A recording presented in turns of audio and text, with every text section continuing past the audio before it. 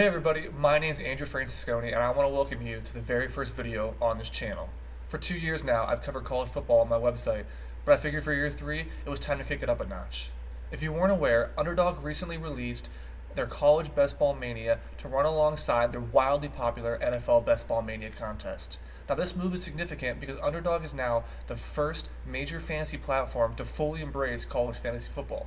I mean, it makes sense. College football's never been more popular thanks to the recent release of the CFB 25 video game, players appearing in national TV commercials and earning NIL money, and the expansion of the college football playoff. So because of that, we're going to be discussing the top 12 running backs in college fantasy football for the 2024 season. Because Underdog chose to only include the Power 4 teams, Notre Dame, and the corpse of the Pac-12 in this contest, over half the country won't be eligible to draft. So I'm sorry to all you Ashton Genty, Malik Sherrod, and Mekhi Hughes fans out there, but they didn't make this list. If you're new to college fantasy football, offensive scheme is everything. It can make or break a player no matter how individually talented they are. My projections use a rolling 3-year average to determine an offensive play caller's pace of play, run-pass tendencies, and usage rates for every player in the offense. The combination of offensive scheme and player-level performance has provided me with a fantasy projection for each relevant player at the Power 4 level. But that's enough yapping. Let's dive into these players. Looking at this top 12, the thing that jumps off the page is how many running backs we see from the Big 12 and the ACC. 5 different running backs from the Big 12 and 4 from the ACC project as fantasy RB1s for this upcoming season. Even though the Big 10 and the SEC are getting all the buzz this offseason for forming 2 super conferences, there's still plenty of talented running backs across the country. Ollie Gordon's the number 1 running back in my projections by a wide margin, and that really shouldn't come as a surprise after what we saw him do in 2023. The Doak Walker Award winner ran for 1,732 yards and 21 touchdowns, with 39 catches, 330 yards, and another score in the passing game. The craziest part about this season is he did all that in basically 11 games after getting only 19 combined carries the first 3 weeks of the season, while Oklahoma State went through a quarterback battle that kind of hampered the entire offense. Gordon is obviously a very good player, but he also benefits from a Mike Gundy system that operates at one of the fastest paces in the country. I have Gordon projected for 1,463 yards and 17 touchdowns while still providing a decent receiving floor in this offense that likes to pass the ball a ton. Gordon combines the highest season-long floor with the highest weekly ceiling in the format thanks to the absence of Ashton Genty. He had 6 separate games with 150 or more total yards and multiple touchdowns in 2023. Ollie Gordon should be the unquestioned number 1 overall pick in best ball drafts, and I'm not here to tell you any different, but he does come with a few small concerns. The first is his DUI arrest this offseason, but based on Gundy's colorful comments at Big 12 Media Day, it doesn't seem like he's going to miss any time, and honestly, Gundy made it seem like he might give him more carries as a punishment, which could only help his fantasy value. The second small reason for concern is Gordon and Oklahoma State have a Week 12 bye. Now, this is as good a time as any to discuss the challenging playoff format in Underdog's tournament. The regular season consists of a bunch of 12-team leagues that runs from Week 1 through Week 11, and the 2 highest scoring teams from that league advance to the quarterfinals in Week 12. The teams that advance to the quarterfinals will join a smaller 10-team pod, with the 2 highest scoring teams from that pod advancing to the semifinals in Week 13. Teams that then make the semifinals join an even smaller 8-team pod, the top 2 that advance to the finals in Week 14. And this final consists of only 94 players that advanced from the regular season through the quarterfinals, through the semis, and that is where all the money is up for grabs. Now, the tricky thing about this format, unlike the NFL, is there are a ton of college teams that have a bye during these fantasy playoffs. 28 teams have a bye in Week 12, the quarterfinals, while just 2 teams have a bye in Week 13, Oregon and Washington, during the semifinals. Navigating the 28 Week 12 byes will be crucial to fielding a team that can advance to the finals where all the money is. Even though Gordon has an unfortunate Week 12 bye, he still has incredible matchups in the semifinals against Texas Tech, who ranked 91st in EPA per rush allowed last season, and Colorado in the finals, who finished 113th. The RB2 of my projections is North Carolina's Omarion Hampton, who finished 2023 with 1,726 all-purpose yards and 16 touchdowns. The offense will inevitably take a major step back without Drake May, which is to be expected when you lose a 2-year all-conference starter and the number 3 pick in the NFL draft. But this just means the Tar Heels have to lean on Hampton more as the QB battle between Max Johnson and Connor Harrell continues in the fall camp. Now this might sound as an insult, but I mean it as a compliment. Hampton is kind of a jack-of-all-trades, master-of-none type player. The whole is greater than the sum, if you will. He finished 16th in yards after contact per attempt, 15th in missed tackles forced, and 23rd in explosive runs. All of this, combined with one of the safest volume situations in the country, have Hampton projected as my RB2 with over 1,600 total yards and 16 touchdowns again. He does have a bit of a tricky playoff schedule with Wake Forest, who ranked 25th in EPA per rush in the quarters, Boston College, who ranked 78th in EPA per rush in the semis, and the always stingy NC State defense in the finals. But a very favorable regular season should help you advance to the playoffs, and we just have to rely on his massive volume for fantasy points during the playoff stretch. Now moving on to the number 3 running back in my projections, we have arguably the best receiving back in the Power 4, Kansas State's DJ Giddens. Giddens had 29 catches for 323 yards and 3 receiving touchdowns last year, and added 1,226 yards and 10 touchdowns on the ground. He's one of the best dual threat options in the country, and frankly, one of my favorite players to watch. Now, Kansas State is one of the favorites in the Big 12 this season and has consistently produced elite fantasy running backs. With Giddens' backup Trayshawn Ward transferring to Boston College, I have him projected once again for 1,228 yards and 11 touchdowns to go along with 300 receiving yards and 2 receiving touchdowns. Kansas State is also making a change at quarterback, with Will Howard moving to Columbus and Avery Johnson taking over after splitting some snaps last season. Johnson is an elite rushing quarterback and arguably the fastest one in the entire country. This might sound like a negative for Giddens, but all the numbers suggest that a mobile quarterback actually helps their running back in the ground game. I'm also not as worried about Johnson siphoning away goal line carries from Giddens because he's used to competing with mobile quarterbacks for touches and still produced at a really high level last year. I mean, Johnson and Will Howard combined for 650 rushing yards and 16 touchdowns, which is just an insane number for 2 quarterbacks. If that regresses just a little bit, there could be even more scores available for Giddens on the ground. Giddens finishes with a pretty soft playoff schedule. He gets Arizona State in the quarterfinals, who finished 104th in EPA per rush allowed last season, and the semis they get Cincinnati, who finished 123rd, just awful against the run. The difficult spot is in the Week 14 finals against Iowa State, who finished 20th in EPA per rush and returns virtually their entire defense from a season ago. What do you know? We have another Big 12 running back in the top 4. Tahj Brooks finds himself here in part due to talent, but in even larger part due to his insane volume. Brooks is my RB4 compared to Underdog, where he comes in at RB9. Texas Tech plays at one of the fastest paces in the country, and they're not afraid to run the football. Brooks ran the ball an incredible 270 times during the regular season a year ago. While I don't think he quite reaches that number again, I still have him projected for 255 attempts in 2024, which is the second most in the entire Power 4. He's also projected for 1,326 yards and 11.5 touchdowns. The reason he falls just behind that top 3 for me is he isn't really active in the receiving game compared to Gordon, Hampton, and Giddens. The big question mark surrounding Texas Tech's offense heading into the season is the health status of quarterback Baron Morton. If he isn't healthy or can't remain healthy, something he struggled to do throughout his career, this entire offense will falter. That might lead to more Tahj Brooks runs, but a lot less Tahj Brooks touchdowns. Now, I'm a bit higher on Tahj Brooks than consensus, 5 spots to be exact, because I believe in his volume and the upside Zach Kittley offense provides. Plus, the coaching staff has been very vocal about prioritizing getting Brooks the career rushing record to thank him for remaining at Texas Tech this offseason instead of entering the transfer portal. Now, he needs 1,200 yards to break that record, which is an awful lot, but that gives me confidence that they're going to force-feed Brooks the ball throughout the season. Similar to Gordon, Tahj Brooks has a dreaded Week 12 bye, but he then does play Gordon's Oklahoma State Cowboys in Week 13, which will have a total in the 70s, before finishing the year against West Virginia in the finals, who ranked 75th in EPA per rush last season. Brooks is one of my favorite picks in the early part of drafts. He's going as the RB9 and the 21st overall player in Underdog, which allows you to take either Luther Burden, Tedoroa McMillan, or Dylan Gabriel early in the first round and still get a stud running back at the end of the second round with your second pick. Similar to Tahj Brooks, Darius Taylor is a bet on volume. Last year, as a true freshman, Taylor didn't play much in Week 1, but then in Weeks 2 through 4, he had 86 rush attempts, which was an average of 28.6 per game. He was plagued by injury for most of the season, but if you remove Week 1, he played in 5 full games on the year, and in those 5 games, he had 137 carries. That was 27.4 per game and on pace for 328 carries on the season. PJ Fleck has not been shy about utilizing a workhorse back. I mean, Mo Ibrahim had 320 carries in 2022. But I don't think we're going to see Taylor reach quite that number. I have him projected for 230 attempts, 1,376 yards, and just over 11 touchdowns. Other than a massive workload, Taylor will also benefit from Minnesota returning 4 of 5 starters along the offensive line and an offensive coordinator and head coach who have shown a commitment to running the football. Now the problem is Minnesota might just be dreadful this year. Their win total's 5.5, and they're breaking in a new quarterback, Max Brosmer, who transferred in from the FCS level.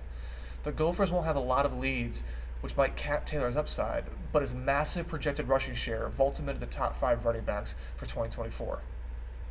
Just like Brooks and Gordon before him, Taylor too has a Week 12 bye. Then he plays Penn State in the semifinals, who were 9th in EPA per rush last season, and should have another elite defense in 2024, before playing Wisconsin in the finals, who finished 39th in EPA per rush allowed a year ago. Taylor will have a high advance rate thanks to regular season games against North Carolina, Rhode Island, Nevada, USC, and UCLA, but I doubt the winning team will have Taylor with this brutal playoff schedule. If you don't know the name Jaydn Ott, I suggest tuning into some Cal games this season. He ran for 1,315 yards and 12 touchdowns a season ago. He had 12 or more carries in 11 of 13 games, and Cal returns 4 or 5 starters along the offensive line. Ott is super explosive and is capable of turning any run into a touchdown in the blink of an eye. I'm also optimistic the Cal offense will take a step forward in 2024. They finished the season 3-4 last year, and the offense looked good once they finally settled on Fernando Mendoza as the quarterback. The Golden Bears have a win total of 6.5 and draw a few easy ones early in the non-con, along with a few of the bottom teams in the ACC. Ott's playoff schedule is pretty manageable, all things considered. He avoids the dreaded Week 12 bye and gets Syracuse instead. Then he plays Stanford in the semifinals, who ranked 119th in EPA per rush allowed last year. Then finishes the year with SMU in the finals, who are playing their first full season at the Power 4 level, and that game will have a projected total in the upper 60s. We have our second straight ACC player at number 7 with Clemson's Phil Mafah. There were rumblings last offseason that Mafah was going to siphon some work from Will Shipley, and that turned out to be very accurate. Not only did Mafah out-attempt Shipley in the regular season 167 to 155, but Mafah had a better PFF grade, more yards per carry, more missed tackles forced, and more yards after contact per attempt. He simply outplayed Shipley in every way in 2023. Now, Mafah has the backfield to himself, except for a few inexperienced youngsters on the depth chart behind him, and he should be in for a monster season. Clemson's offense can't be any worse than it was last year, and I'm expecting big things from offensive coordinator Garrett Riley in his second season working with Cade Klubnik. Clemson returned 7 offensive linemen that started at least 2 games last season, and nearly 80% of their entire offensive line snaps. Mafah will find plenty of holes to run through behind this big, experienced offensive line. Mafah is also listed at 6'2", 230 pounds, so his big frame should work wonders around the goal line. I have Mafah projected for 1,076 yards and just over 14 touchdowns on the ground in 2024. I really like Mafah's playoff schedule. He plays Pitt in the quarterfinals, who finished 19th in EPA per rush last season. Sounds like a tough matchup, but that defense was completely decimated by the transfer portal and will take a huge step backwards in 2024. Then Clemson is one of the few teams that still plays an FCS team in Week 13, so Mafah gets an excellent matchup against Citadel in the semis. Finally, he ends with South Carolina, who finished only 91st in EPA per rush allowed last season. Now, I feel really good about my top 7 running backs, but this is where it starts to get a little tricky. Everyone from here down comes with a bit more risk, but I'm much higher in RJ Harve than consensus, which has him as the RB14 on Underdog. Now, the pros, Harve ran for 1,436 yards and 16 touchdowns a year ago and tacked on 235 yards and another score through the air. He exploded onto the national scene and was one of the best values in CFF last year. He also plays for Gus Malzahn, who is one of the best offensive minds in the college football, who loves running it and is taking over play calling duties full-time in 2024. Finally, UCF returns 4 of their top 6 offensive linemen and have a ton of depth and experience on the roster. Now for the cons. UCF brought in a pretty good running back in the portal, Penny Boone from Toledo. Boone ran for 1,400 yards and 15 touchdowns himself while winning MAC Offensive Player of the Year. Now, maybe I'm being a bit of a hater, but I wasn't that impressed with Boone last year. He struggled against the better defenses on the schedule, like Illinois and the 2 times he played Miami, Ohio, and it's a big step to go from the MAC to the Big 12. He also finished just 56th in PFF elusiveness grading, which isolates running back performance from offensive line performance. He won't push for Harvey's starting job, but he's a reliable backup that will have some role in this offense. UCF also brought in KJ Jefferson to play quarterback. While Harvey is used to running quarterback under center with John Reese Plumlee the last few years, Jefferson's 6'4", 250-pound frame is going to be a big factor around the goal line, which could limit Harvey's touchdown upside a bit. Like so many others, Harvey has a Week 12 bye. Then he gets West Virginia in the semifinals, who finished 75th in EPA per rush, before facing Utah in the finals, who had a down year and still finished 46 against the rush, which I only expect to improve in 2024. I'd be lying if I wasn't just a little bit worried about having Harvey this high in my projections. I mean, the schedule's very difficult, he has a Week 12 bye, and he has competition for touches. But both those things were true last year, when UCF made the jump from the AAC to the Big 12, and he also was competing with Johnny Richardson and John Reese Plumlee for touches in the offense and the ground. He was still able to put up 1,700 yards and 17 touchdowns, and his upside's massive in this rush-heavy offense. He rushed for 80 or more yards in 11 games last year, 100 or more in 7 games, and scored multiple touchdowns 7 times as well. I'm still a fan of Harvey, I'm still drafting him, but there is some concern with Harvey in this offense. While I'm higher than the market on RJ Harve, I'm much lower than the market on a different Big 12 running back, Kansas's Devin Neal, who's widely considered as top 5 CFF option. Neal ran for 1,209 yards and 15 touchdowns in the regular season last year, but there's a lot of context missing from that stat line. First, the offense was vastly different before and after the injury of star quarterback Jalon Daniels. Over the first 5 games of the season, with Daniels healthy, Neal averaged only 13 attempts, 88 yards, and 1 touchdown per game. Over the last 7 games of the regular season, without Daniels in the lineup, Neal averaged 17 attempts, 110 yards, and 1.4 touchdowns per game, a massive increase over the first half of the season.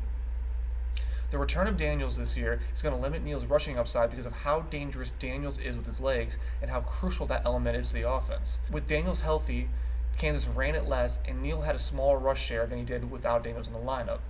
A little known fact about Kansas' offense is that they're one of the slowest in the country. Last year, the Jayhawks ranked 121st in plays per game with only 63.8. Now, they'll be going into the 2024 season with a new offensive coordinator after Andy Kotelnicki took the OC job at Penn State. Head coach Lance Leipold said the offense will remain the same following his departure, but it doesn't matter how efficient and explosive this offense can be when they run so few plays and have so few opportunities for touches in a game. Now, I only have Devin Neal projected for 1,030 yards and just under 11 touchdowns, and he's not the biggest factor in the receiving game. However, the good news for Devin Neal is Kansas has one of the easiest schedules of opposing rush defenses down the stretch in the playoffs. All 3 teams he'll face in the fantasy playoffs had a rush defense ranked 97th or worse in EPA per rush allowed last year. BYU in Week 12 ranked 97th, Colorado in Week 13 ranked 113th, and Baylor in the finals ranked 114th. If you can get Devin Neal to the fantasy playoffs, you have a great shot at high ceiling weeks against those lousy rush defenses. Now, Devin Neal is a very good player, but I think there's a more limited upside than the market is anticipating due to Jalon Daniels' return and the loss of Andy Kotelnicki at offensive coordinator. I bet you weren't expecting to see a Rutgers player on this list, were you? Okay, I know Kyle Monangai is basically a 0 in the passing game, but I think he should dominate in the ground in 2024, and Underdog uses a half-point PPR format, so him not catching any passes isn't really that big of a deal. No team in the Big Ten will benefit the most from the new scheduling format than Rutgers, who avoids Ohio State, Michigan, and Penn State this season, and instead draws all of the worst teams in the conference with non-conference games against Howard, Akron, and Virginia Tech. The average rank of their schedule's rush defense last year was 89th in the country. Monangai will also benefit from an offensive line that returns 91% of last year's snaps and 95% of its starts. The big fellas up front should push around an inferior talent now that they don't have to worry about the big 3 of Ohio State, Michigan, and Penn State. The switch at quarterback from Gavin Wimsatt to Ethan Kaliakmanis will be huge for Monangai's rushing upside. Wimsatt rushed for 500 yards and 11 touchdowns last year, while Kaliakmanis adds almost nothing in the run game. There's a ton of available production in this offense, and a lot of it will most likely be scooped up by Monangai near the goal line. I have Monangai projected for 1,287 yards and 10 touchdowns, but even that touchdown number might be a bit conservative after he did score 8 times last year, even with Wimsatt vulturing all those touchdowns near the goal line. Monangai's schedule was extremely easy down the stretch, and Rutgers should be favored in all 3 of their games against Maryland, Illinois, and Michigan State. They all 3 ranked outside the top 70 in EPA per rush allowed in 2024. Now, I'm quite a bit higher on Monangai than consensus, which has him as the RB15 and the 46th overall player, routinely going off the board around the end of the 4th round. I absolutely love Monangai in this spot, and he's never lasting that long if I'm in the draft lobby. After finishing my projections, I thought I was going to be alone on an island with my love for Jordan James, but it seems like I'm actually behind consensus, which has him as RB8. James was excellent in small doses last year, finishing with 670 yards and 10 touchdowns in the regular season, and earning the title of the #1 graded PFF running back in the country. With the departure of Bucky Irving to the NFL, the valuable lead back role in the Oregon offense is reserved solely for James, who should seize it and run with it. I have James projected for 1,117 yards and 10 touchdowns and a modest receiving output, which should be reserved for Noah Whittington as the third down back in this offense. As efficient as James was a year ago, there are two small concerns with him in 2024. Offensive coordinator Will Stein loves using multiple running backs. Jordan James and Bucky Irving each went over 100 attempts last year, but Irving only had 186 carries on the season. So James doesn't have 225 carry upside like some of the other running backs in the top 12. However, he still finds his way in this top 12 ranking because he's unarguably the best offense in the country, so there'll be plenty of opportunities for him to score. The other concerning thing about James is his playoff schedule. He goes to Wisconsin in Week 12 against a very good rush defense before a bye in the semifinals in Week 13. However, he does finish with Washington in the finals, who ranked 130th in EPA per rush allowed last year and lost almost everything on both sides of the ball. Oregon is going to be an incredibly valuable offense at CFF this season, but none of their players being available in the Week 13 semifinals is a huge disadvantage. If you can get James into the playoffs and through his Week 13 bye somehow, he does have a tournament-winning matchup against Washington in the finals. I personally won't be heavy on James because of the weird scheduling quirk and my projections, but he's someone you have to prioritize in a few drafts solely because of that juicy Week 14 matchup. The final running back in my Big 12 is Damien Martinez, who transferred from Oregon State to Miami following spring practice. The Beavers were gutted by the transfer portal after head coach Jonathan Smith left for Michigan State. Martinez said he was going to stick around and finish what he started, but after a few practices in April, he wisened up and got up out of Corvallis. Martinez rushed for 2,165 yards and 16 touchdowns over his first two college seasons, and now joins a Miami offense that might be the best in the ACC. Martinez would be a priority for me in CFF if not for the return of freshman Mark Fletcher Jr., who had a great season for the U in 2023. I still have Martinez projected for 1,109 yards and just shy of 11 touchdowns, but he doesn't provide much in the receiving game and probably doesn't have 225 carry upside like some of the other running backs we mentioned earlier on this list. The starting job will be Martinez's, but Fletcher should be just enough of a nuisance to prevent Martinez from finishing as a top 5 player at the position and instead merely a top 12 running back. Finally, Martinez does have a bit of a challenging playoff schedule. Like so many others, Martinez has a Week 12 bye, so he won't be available in the quarterfinals. Then he draws Wake Forest in the semis, who finished 25th in EPA per rush last season, and Syracuse in the finals, who finished 52nd in EPA per rush. Now, I like Martinez as a player, but he definitely fits the bill as a low-end RB1, and I just don't think he has the upside or the chance to finish as a top 3 player at the position. He's still really good, still someone I'm targeting, maybe if I go 0 RB or maybe as an RB2, but I'm not prioritizing him early in the first 3 rounds of Underdog Best Ball drafts. Alright, quick update and a message, from future me. We've got some major college football news that's shaking up these projections. Now, at the time of filming this video, I had Texas' CJ Baxter at RB17 in my projections. Now, I know a lot of other people had him higher. I get it. Steve Sarkisian running back ones have historically been dominant in fantasy. Najee Harris, Bijan Robinson, and even Jonathan Brooks last year before his injury were all fantastic. But I was a little concerned about what I saw from Baxter as a freshman, plus Jaydon Blue wasn't just going to disappear, and I feared the two of them would be a little bit closer to a committee than others imagined. Now, unfortunately for Baxter, we recently got news that he tore his ACL in fall camp and will be out for the season. Now, I wish nothing but the best for Baxter and hope he has a speedy and healthy recovery. However, that does give us a lot of clarity on the Texas RB1 situation. Jaydon Blue should be in for a massive workload, and my updated projections have him as the RB8 between Phil Mafah and RJ Harve, with everyone behind Blue moving down 1 spot. Sorry, Damien Martinez, you're at 13 now. Well, there you have it, my top 12 CFF running backs for the 2024 season. I want to thank everyone for watching, and if you enjoyed the video, like, subscribe, comment, do all the things people usually tell you to do on YouTube, and look out for another similar video on the top 12 fantasy receivers coming soon. Peace.